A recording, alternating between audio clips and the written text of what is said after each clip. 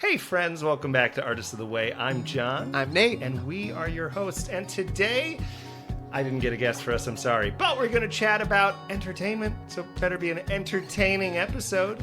I'll be your guest. Thanks, Nate. We're going to interview Nate Knobloch about entertainment. Nate. Yes, sir. Are you ever entertaining? No. Well, why did I ask you to be on this podcast? You were desperate. Yeah, that's true. No. Yeah.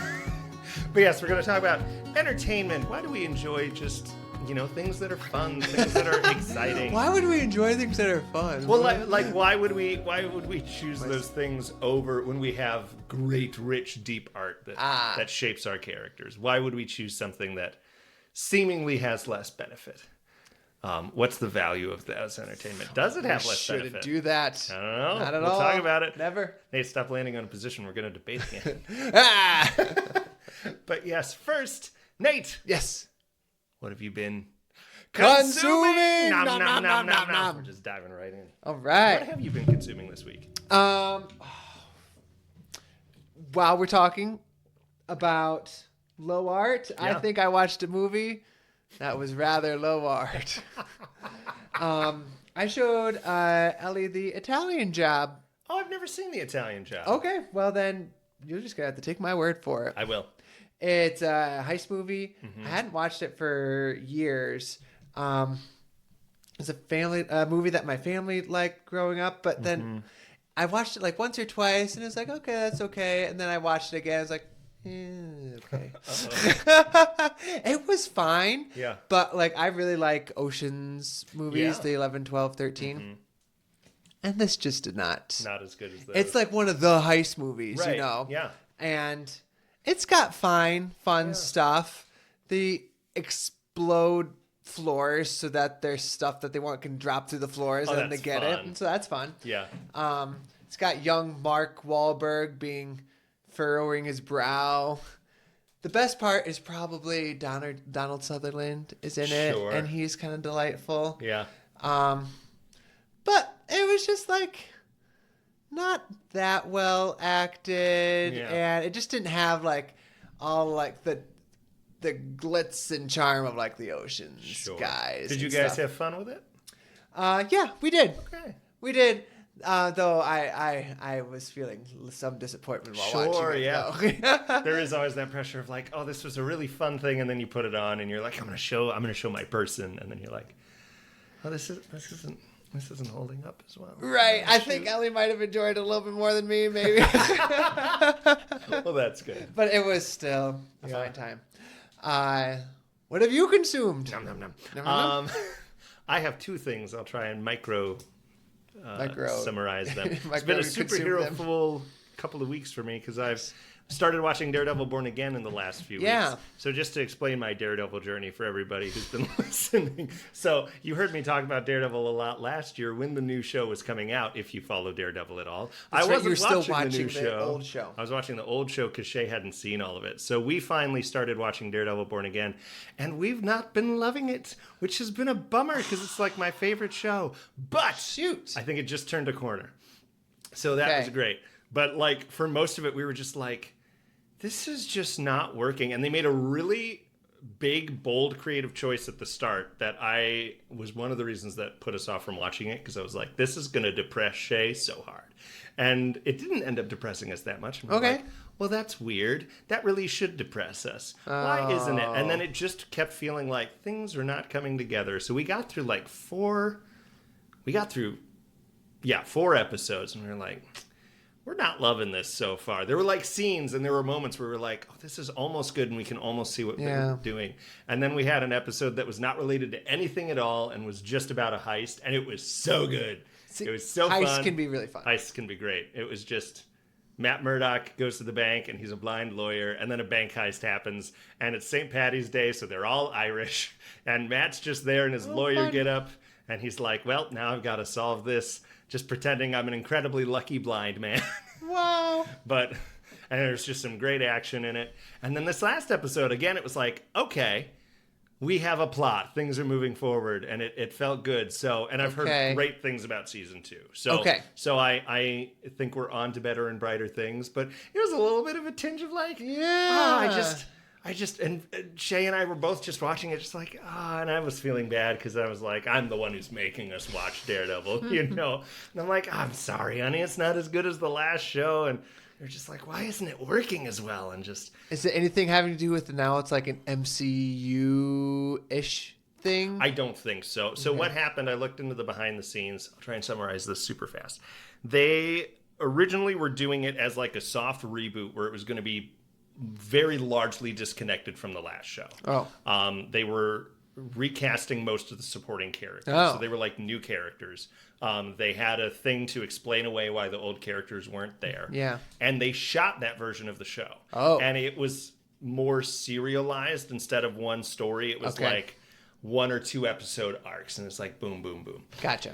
And then they were watching it and Marvel was just like, this is not working. And so they went back and reshot it and tried to connect it to the Netflix show, which I think they did semi-successfully. In my mind, this is the MCU and the Netflix world is the Netflix world. It just so happens that the MCU, Daredevil, and co. went through very similar events to the Netflix world. But it does have a different feel to it. Okay.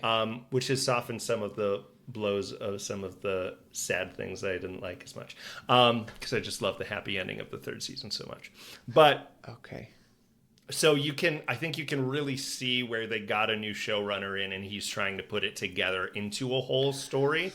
And he definitely reshot some stuff. But now I think we're wholly in the last couple episodes where it's like his story. And he's like, great, we're in the overall story that I'm trying to set up and tell. And like, I can feel that. So that is nice. But you can definitely tell, like, as it's more of what it was originally, you're like, yeah, this isn't working as well.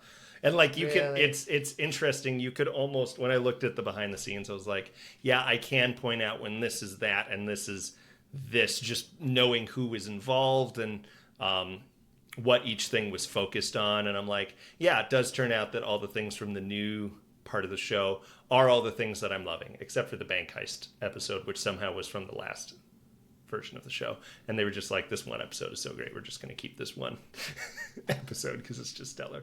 But wait, okay, so you're saying the newer version after Marvel said, let's reshoot it, that stuff's not as good.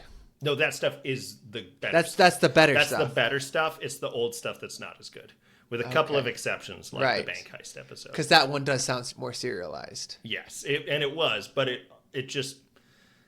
I think part of it was because it wasn't trying to fit into this larger story mold that it wasn't built for, but also it wasn't trying to... It was just about Daredevil's in a bank heist. It wasn't playing with any of these ideas that it's failing at doing good at, which it was doing previously. It kept being like, oh, isn't this interesting? And maybe New York doesn't like vigilantes, and this guy's going to get shot, and cops are dirty. And I'm like, but Daredevil did all of this already better. Okay.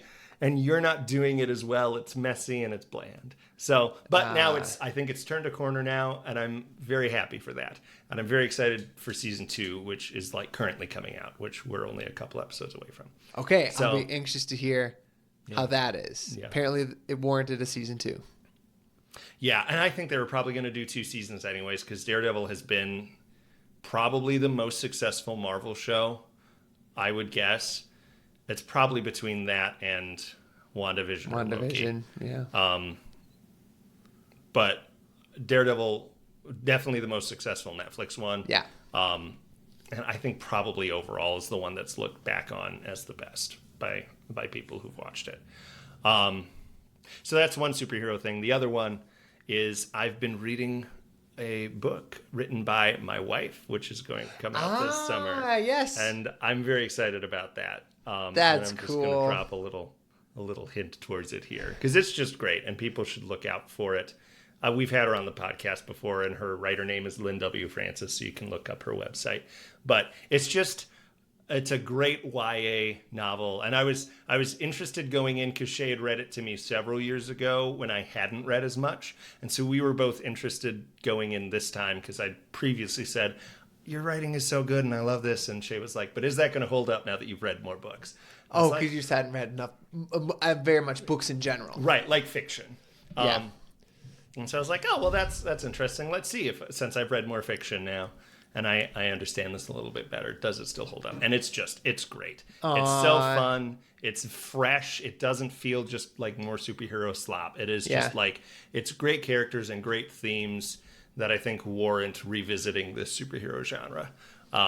That's sweet. That's just been, it's legitimately been a joy just to read it, apart from the fact that my wife wrote it. And that was really fun, of just being like, like I got into the third act and I was just like flipping through pages and just like, this is so exciting. This is so cool. So it was great. Look out for that, everybody, because it's going to be great.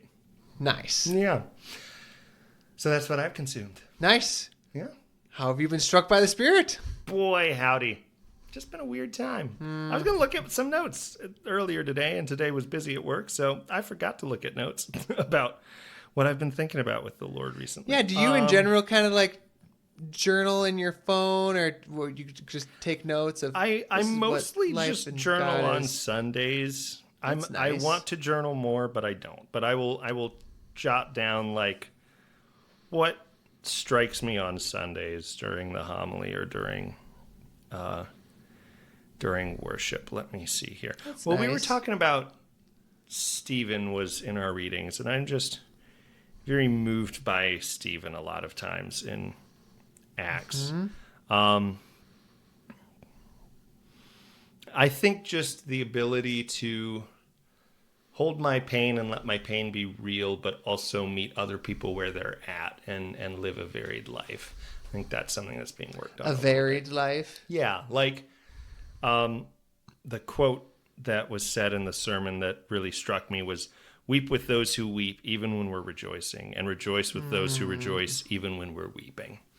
And so that's just hit me and been something I've been trying to work on, of like, okay, I don't have to drag you to where I'm at because I'm excited and happy, or because I'm in pain and hurting.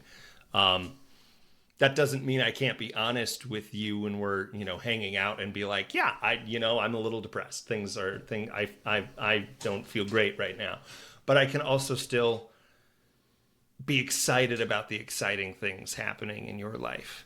Or I can also, if I'm having a wonderful time and want to celebrate, I don't have to be like, well, come out and get drinks with me and don't talk about any of your sad stuff because we're just celebrating. Yeah. I can say, come out and get drinks with me, and maybe I'll fill you in on the happy things, but I will also sit here and cry with you, and that doesn't have to ruin what my rejoicing is either. It's kind of a nice, like, unself-focused approach. Mm-hmm. And I think that's tricky to do while also trying to be honest, because it's so easy to swing the other way of like, well, I'm not going to focus on myself, and then you just cram the emotions. And so I think the challenge for me right now, because I'm a classic emotional stuffer, is, okay, how can I be honest with God and honest with others about where I am, but not let that be the defining thing about my life, or about this moment. Don't let that define the moment, I guess. Which is tricky. That is hard stuff especially when you're like, I'm trying to be good and be more vulnerable and like talk about what's going on with me, but then there's a pitfall on that side, and that can be very frustrating when you fall into ditch on each side of the road. No, I'm gonna bounce off of yours because that reminded me of a big lesson that I've been learning that I kind of forgot about. Yes, but it means it's become a part of me so much that it's just in my heart. Yeah. Yes. Yeah. I think that's true. And then sometimes you need to be reminded and be like, oh yeah, that's there. And I do know that. Yeah. No, but that idea of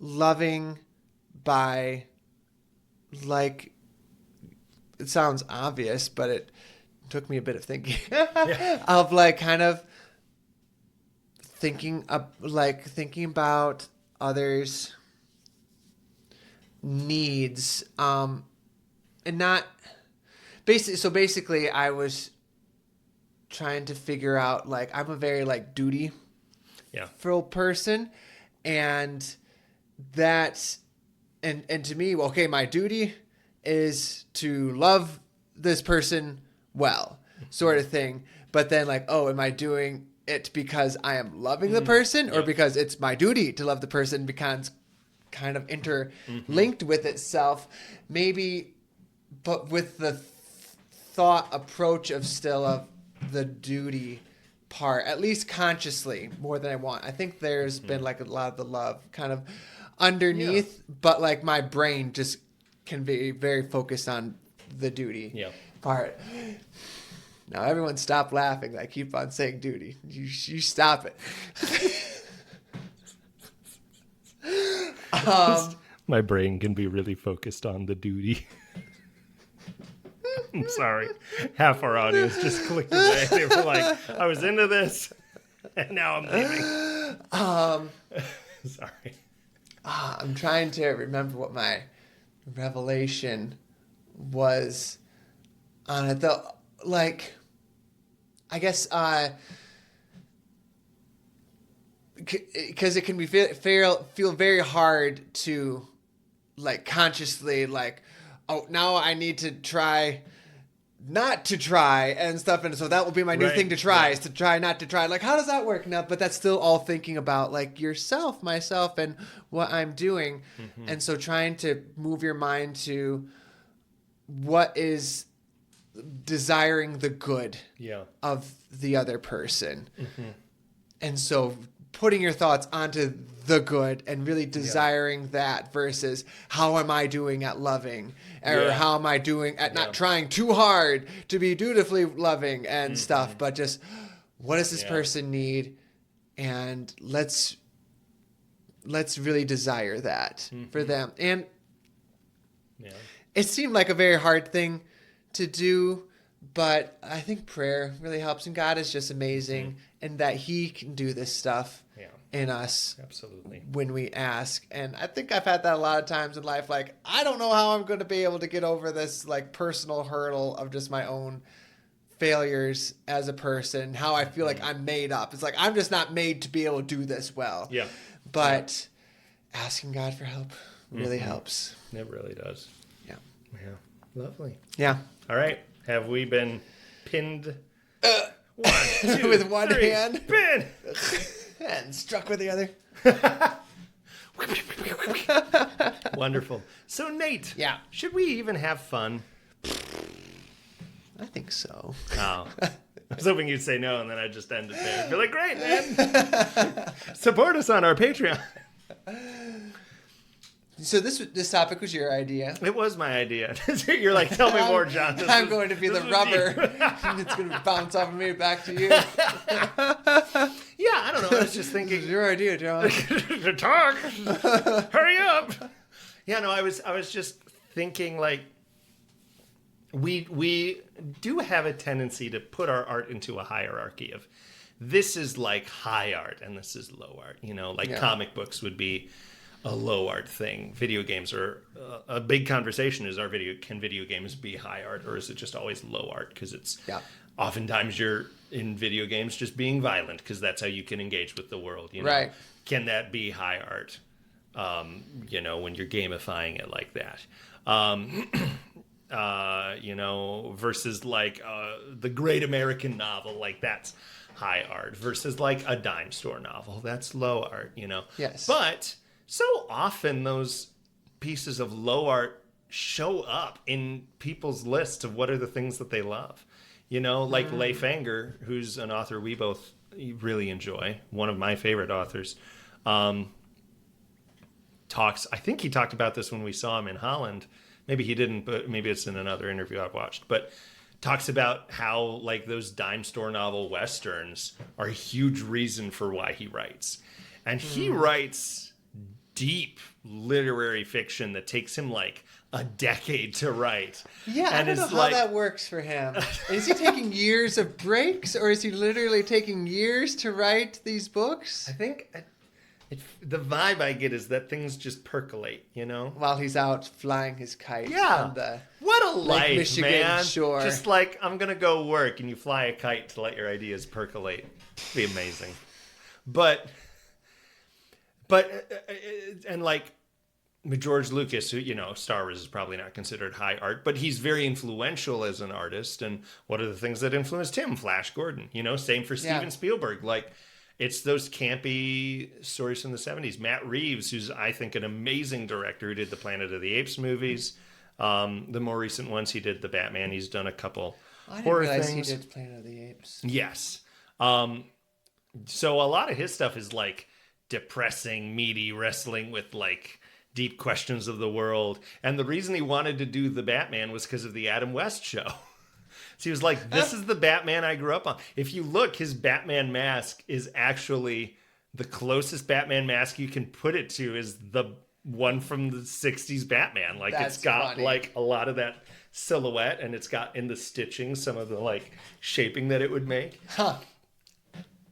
And so then it just makes me think, why is this so important? I think about what's so influential for me as an artist. There are these deep, rich works, but I also will always come back to Star Wars, the Star Wars prequels, which are about as low as you can get with art.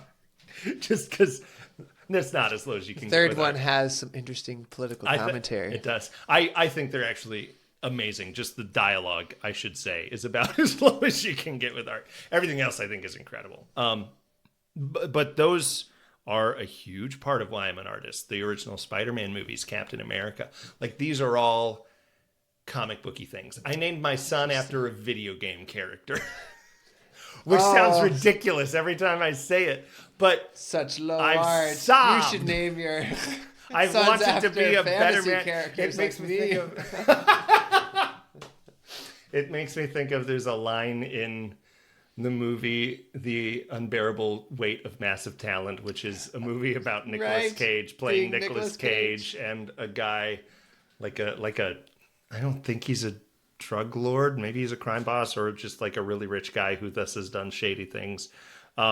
Who's played by Pedro Pascal, is like, I love Nicolas Cage, so I'm just going to pay him to come hang out with me. And Nicolas Cage doesn't have any work because he's Nicolas Cage. So he goes there. And there's this one scene where they're talking about the movies that they love. And Nicolas Cage is picking all these really crazy, artsy ones. And then Pedro Pascal is like, my favorite movie is Paddington 2. And Nicolas Cage is like, what the F, man? What is that? And I think Paddington 2 is great. Pedro Pascal says with just such conviction, he's just like, it made me want to be a better man. And then it just smash cuts to them having just watched Paddington 2. And they're both just there in tears. And Nicolas Cage is just like, you're right, that's effing amazing. But that's just like, great. I think of that so often of just like these seemingly innocuous things that are just can be easily written off as just entertainment. You're just reading a comic book. You're just watching a fun musical. It's a comic strip like in a newspaper. Yeah. It's a cartoon. It's a it's a poorly drawn sketch. What some people would consider a poorly drawn sketch, or like there's just these things, but they inspire some joy in us. So right, okay, I so wanted where to there's like a unpack couple, the value of that.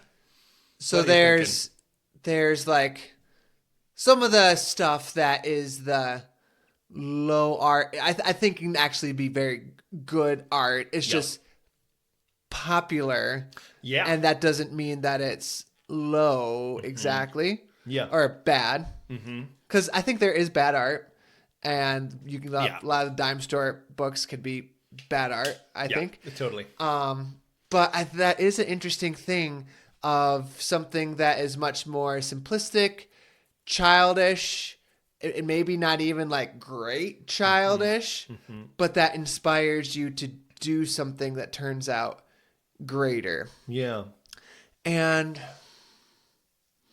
and so there's definitely a something good happening there.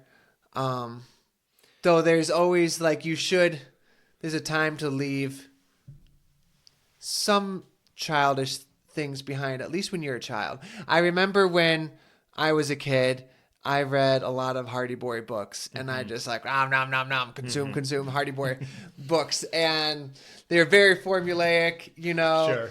The boys who get kidnapped every time, either them or their dad. If they got kidnapped, Chet would save them, their fat friend. If their dad got kidnapped, they would save him.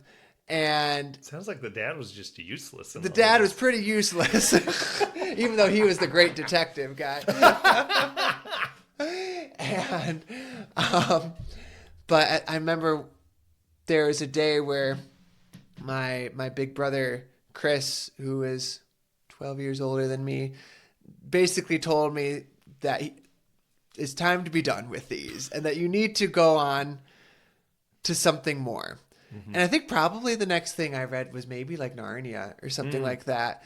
But it was probably good for me to be pushed out of my into something better. Yeah. And I think that that's good as a kid to progress and stuff. And still you can have a love for the things that you had as a kid. But like kids should want to progress and to eventually become adults. Yeah. And then I think Lewis talks about, though, that then once you are an adult, then you can go back to the fairy tales and enjoy the childish things then and take the good out of them. Yeah. Then I think he dedicated one of the Narnia books to like a girl, maybe his niece or something, and he's like, you won't really appreciate this now, kind of thing, but maybe when you're old enough to enjoy fairy tales again, maybe you'll appreciate it then. Oh, that's sweet. Yeah, I like that. Yeah, I think there's something to be said too for appreciating something for the value it can give at a specific time. And just knowing that there's almost always a place in the world for most kinds of art because it will meet somebody where they're at. I remember one time, it was in 2019, which was a rough year for me in a lot of ways. And I'd grown a lot creatively at that point, and so I'd been trashing the Kendrick Brothers movies because they're not really, I mean, they're competent, they're competently made, but they are really just packaged sermons. And I was like, that's not art. What is this? This isn't what we should be doing as Christian artists. And in 2019, they had a movie coming out, and I was just at some of my lowest, and I have no idea why, but for some reason I went to the theaters to watch this Kendrick Brothers Which movie. one? It's called Overcomer, which I will say had a legitimately insanely impressive oneer at the start with a drone shot. Like starting like way above a school and then getting in through a window and into a basketball court and then like into the basketball game. Oh, cool. I was like, that was a really cool winner. Which one is Overcomer? It's about running. Okay. I couldn't tell you much about it, but I can tell you that where I was at that moment, I don't even remember why anymore, but there was something really edifying and moving about it to me. Yeah. And I don't think it's because it's any better than any of their other movies. Yeah. But it hit me at the right time. Yeah. But I think that it's still okay to be sober about it and say, well, this is not a great thing. Like there's been some things as Shay and I have been growing in our marriage where I've looked back at some of like the literature I read as like a young man and literature that was very helpful for me at that time to think about how should I be as a man and stuff. And now looking back, I can say, oh, there were some things in there that were really bad, that were not good, that worked some messages into me about who I am that have been really almost hurtful for me, I think. But I can hold that with two hands and say, on the one hand, what was said there was bad. It lacked quality in a sort of intellectual Christian pastoral moral sense, I would full say. Faramir. No, it was not full Faramir. But on the other hand, what it did have to offer was something that met me where I was and helped for where I was, even if that was a mixed bag.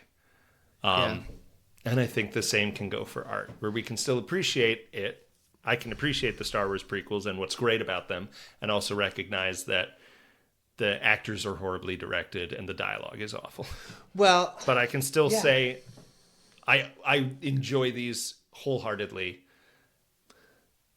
mostly heartedly, and will love to sit down and wholeheartedly watch with one of my hearts.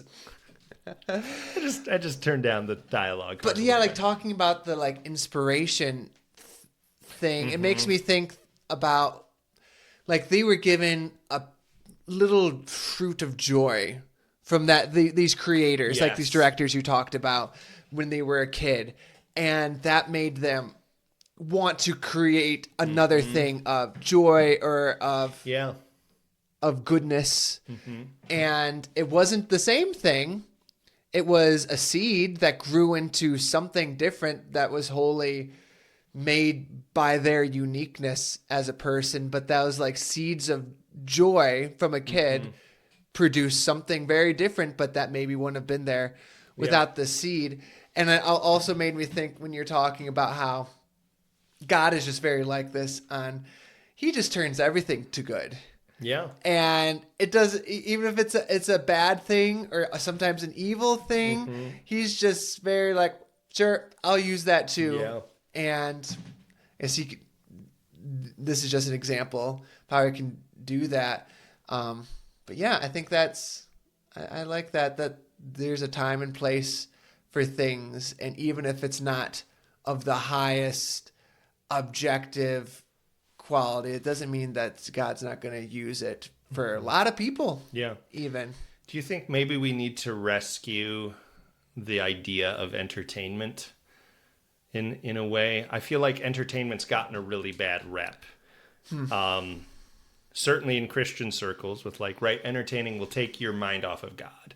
Like if you just fill your mind with entertainment, you're going to get dragged down into that. You're not, you could easily just spend your life focusing on what entertains me, what's fun, and lose sight of the deeper things. And I think that's a big movement in our artistic world too, especially certainly in film, of, let's get away from Marvel movies that are like theme park rides, and let's get back to deep cinematic masterpieces like Oppenheimer, and things like that. Odyssey. And the Odyssey coming up.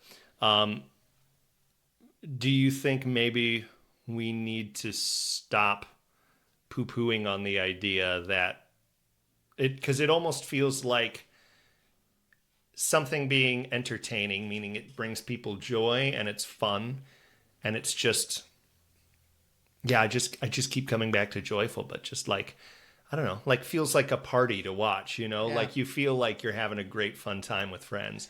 Do we need to, it feels like we view that as like a necessary evil to get people to watch your art, I think a lot of times. Oh. Or we think of it as like, well, if you're in it for that, then you're not really engaging with art. But do we need to rescue that idea? Or is this just an idea that I have that I need to rescue myself from? Maybe I was wondering, is this a thing in the church right now? Or is the church kind of become more okay with the entertainment stuff? I guess it depends on what church you go to, but probably. What's your sense? Yeah, I think it's probably becoming a bit more okay with just that idea in general, because I think I've seen, in my own life, I have seen a development of hearing people move more from like a masochistic sort of, all the time it's 100,000% sacrifice, and that means you never get what you want, but God's going to make that really good for you somehow in the end. To it is sacrifice in the sense of you're giving it up to God, but he wants you to have a joyful and abundant life. He said, I came that you would have life and have it abundantly. Right. And I want to bless you. I want you to have good in this life, even if it won't be perfect, whole good. It'll be, skim good, 2% good. But I think there's maybe more openness to the concept, at least in the circles that I've been running in, but it probably does depend on your denomination and probably, or your church, probably even church to church more than denomination to denomination. Yeah. I would say that there's a podcast I used to listen to called Stories Are Soul Food. Yeah. And it talked about how essentially, stories are food for your soul, but there's lots of different kinds of food. There's candy, there's cookies, there's steak, there's vegetables, and they all kind of have their place. Yeah. And so I think it's nice to have a cookie sometimes. Yeah. I just had one tonight and it was great. It was good, I bet. You didn't offer me one. I'm sorry, I would have killed you. That was nice of you. Thank you. But yeah, like if you're a person or if you're a parent who has a kid that's just consuming all of just one type of thing. Yeah. Like if it's like a cookie or a cookie kind of book, that's obviously not going to be great for them. They can get a lot of joy and inspiration that maybe is going to do something good for them later, but they need something more hearty sometimes too. Yeah.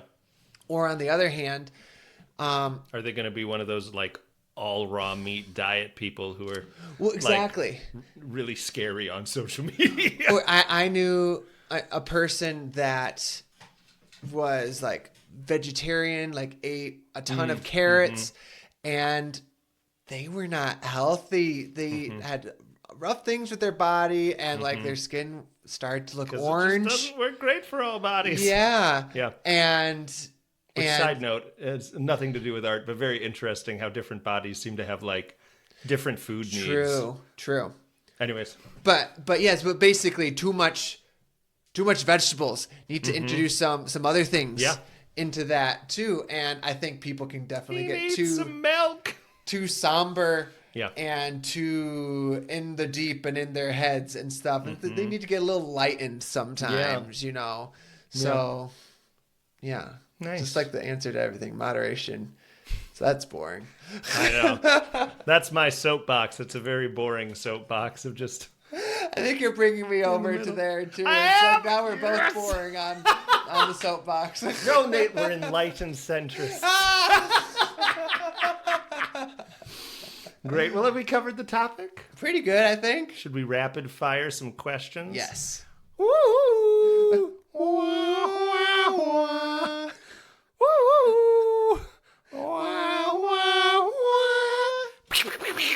Rapid fire. Oh my gosh, and I did 4, which is the number of questions we answer. 17, is that the total number on the list? I don't know, because we got rid of some. Let's see. This is everyone's favorite, the counting part of the show. Whoa! 1, 2, 3, 4, 5, 6, 7. This is where everybody who loves Artists of the Way for its professionalism rolls their eyes and clicks off because they're like, I don't want to hear them counting. 17 is correct. 17 is correct. Somehow this made the minimum -17 and the maximum 1, and we're going to go with it. I will ask so it will you the just be a opposite negative. of the question. Good luck doing that math on the fly. Am I going first, or are you going first? You answer first. Give me a number. 16, -16, but 16. Okay, you've answered that one. 15. Okay. If you were a professional wrestler, what would your stage name be? Oh my gosh. How Yoda can I be?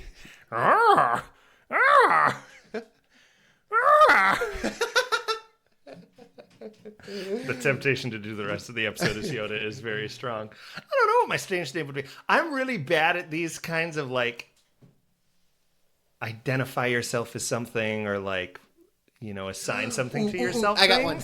Okay, so you've branched out a little bit, but often you're a guy who will wear khaki that is true. Pants. That is what my if you style. were the khaki smacky?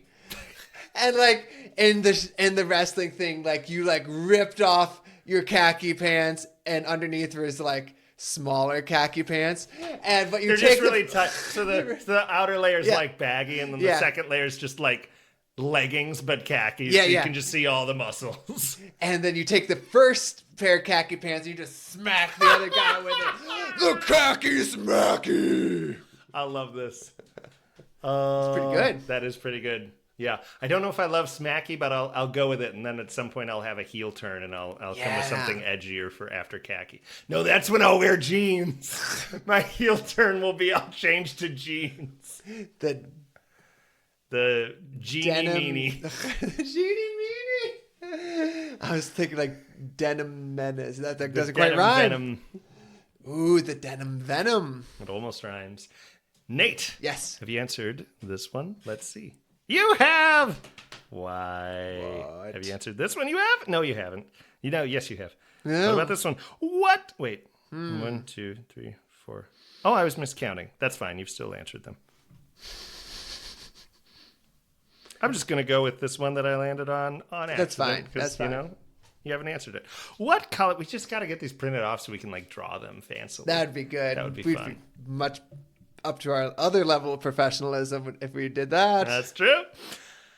What color do you most identify with as a person? Now, is this talking about emotionally or which color do you like to wear? I think more emotionally. Okay. I had heard that there's there's a series of questions that you could just ask someone, and each question then the actual answer, the actual question answer is something deeper. Yeah. And so what would you spend your favorite day? How you answer that is actually how you view God. Oh, interesting. And what is your favorite color and why actually reveals what you think about yourself. Intriguing. No, I've yellow has been my favorite color because it is bright and happy and joyful, which are things that I've tried to be in my life.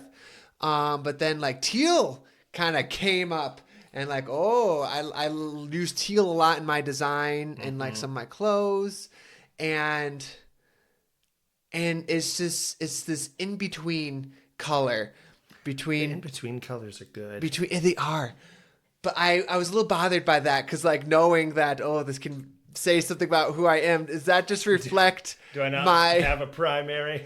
Yeah. Does that reflect my wishy-washiness that I'm not choosing blue or green? I'm choosing teal and kind of up the middle with it. It's kind of a more mellow color, and which also reflects a side of my personality. Some people at work recently asked me what my favorite color was. I was actually, because I had a lot of yellow on me at the time. Yeah. But yeah, yellow and teal. But I thought it would have been purple because I have purple shoes. I'm like, is purple my favorite color? You do like purple. I do use like purple. it a lot. What does that say about me, though? You're. Oh no. Purple was my favorite color as a kid. Yeah. Yeah, I think purple is really nice. I really like it. It's regal. It's regal. It's also in between two primary colors. True. How is purple moved to this supreme place, even though it's not a primary color? As opposed to teal or indigo, Right. But orange is another one. It's kind true. of similar level with orange. Yeah. I think maybe because teal is between green and blue, and green is also one of those non-primary colors. It's halves versus quarters. Right. Yeah. Right. So anyway. So one of those three? I like those colors. Okay.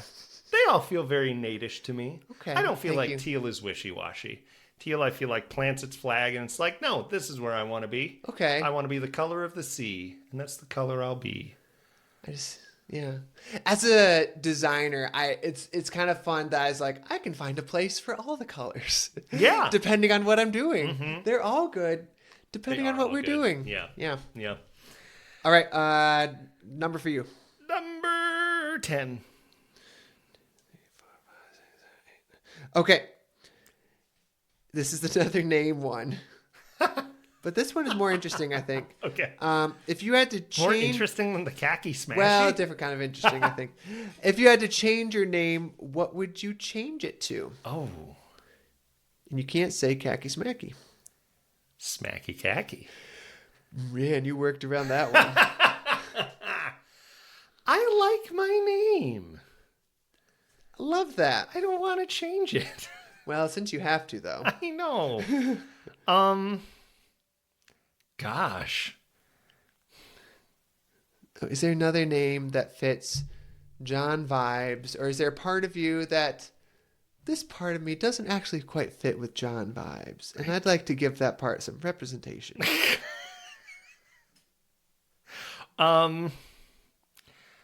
Your middle name is Luke. Yep. I don't know. I there's some names I like aesthetically. I like Stephen. Okay. Because I like Stephen from the Bible. Yeah. And Steve Rogers. Yeah. I like that. That's not far. No. From you. Steve kind of feels like it could be close. I like Josh. I really liked Owen growing up. And William. I could see Those were two that I really liked. Owen, I feel like is close to you as well. Mm-hmm. I'm trying to like remember all the names I've given random characters I've made in my mind. Yeah, I don't know. I guess maybe Steve. Love that. Yeah. Nice. Yeah. All right, Steve. No! No! No! No! I don't like it anymore. No! Sound like Harvey Dent turning into Two-Face in The Dark Knight. 1, 2, 3, 4. 1, 2, 3, 4, 7, 5, 6. 12. Shut up. Oh, did we ask this one?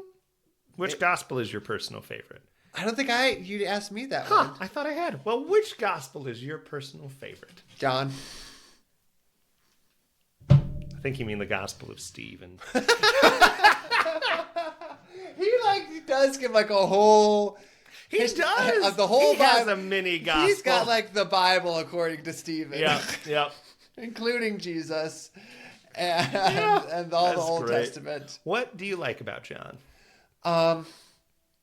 I think it's a very different style, of course, than the Synoptic Gospels. I think it's a little bit more heart forward. It's a little bit more easy for me to connect with Jesus as the person. Yeah. Totally. In that one, which is something I struggle with in general. I think it's more philosophical, which I appreciate. There's a lot more just talking, and Jesus getting deep on stuff, and I really enjoy that. The upper room discourse is awesome. That is great. The high priestly prayer is so great. I love the part where he I'm not just praying this for these disciples, but for all the people who will come to faith because of them. It's like, you're talking to me. He's like, it's him breaking the fourth wall. Yeah. Yeah, and it's got a lot of extra cool stories that the others don't. And John is, in general, as a writer, just very sweet. And I think he has some really good, literary devices that he uses and poetic images and things that the other gospel writers don't. He feels like somebody that really, loved, this sort of craft of writing. Yeah, he feels more modern. Yeah. For sure. And then when you read his letters, he's just all about love, and that comes out in the gospel too. Yeah. And he's just very sweet. He's a sweet guy. John, sweet baby, Stephen. Well, thank you guys for listening. If you enjoyed this, consider hopping over to our Patreon. We've got our book club going on there. We're reading more of the Out of the Silent Planet, the first book in the Space Trilogy by C.S. Lewis. First episode, read 4 chapters. Next episode, we read the next 4 chapters. And if you join the Patreon, you get access to those episodes. You get to listen or read along with us, or listen if you want to do an audiobook. That's what I'm doing. You can comment. We'll chat with you guys about it. We'll read some of those comments. And, of course, you can throw some questions into our rapid-fire questions. You can ask questions of our guests before we have them on. We implemented some of those questions with our last episode with John Taylor, which was really fun. So a lot of great ways to be involved for just $3 to $5 a month. So definitely check that out. If you enjoy the podcast, please review us. Reviews go a huge way to getting people to try out the podcast. Share it with your friends. Share it with your enemies. Share it with your dead relatives. And it'll be great.